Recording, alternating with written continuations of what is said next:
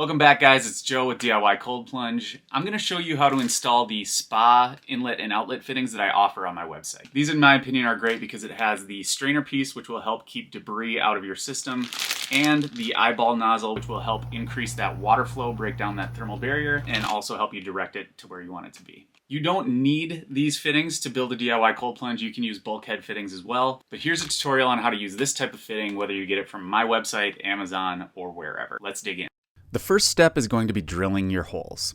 Take the measurements for where you want your inlet and outlet to be, and then take a 2 3/8 inch hole saw to do the job.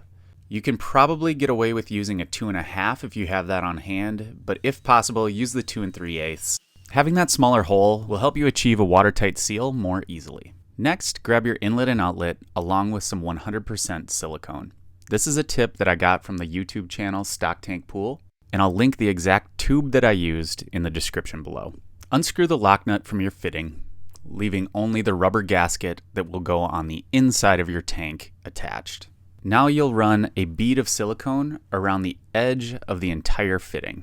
Then, from the inside, insert it through the hole and hold it in place while you run a bead of silicone around the outside.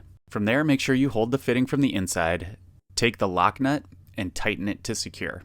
You don't need to use the rubber gasket and washer on the back side for this install. Get that lock nut as tight as you can. You can use a wrench if you need to, and then just clean up any excess silicone with a rag or paper towel. Then it's just a matter of repeating the process for the other fitting. On some of these harder to reach fitting locations, I recommend grabbing a buddy so they can hold things in place while you work.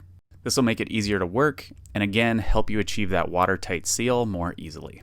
So there you have it. Your fittings are installed, and at the end you will have 2 extra rubber gaskets and 2 washers that you didn't use. This is totally fine. You'll still achieve that watertight seal, and honestly, there's just less that can go wrong when you install it this way. So there we go, guys. I hope that was helpful. You can snag these fittings along with LED lights, ozone generators, and other products and plans that will help you build a DIY cold plunge at DIYcoldplunge.com. Don't forget to subscribe to the channel, and we'll see you at the next video.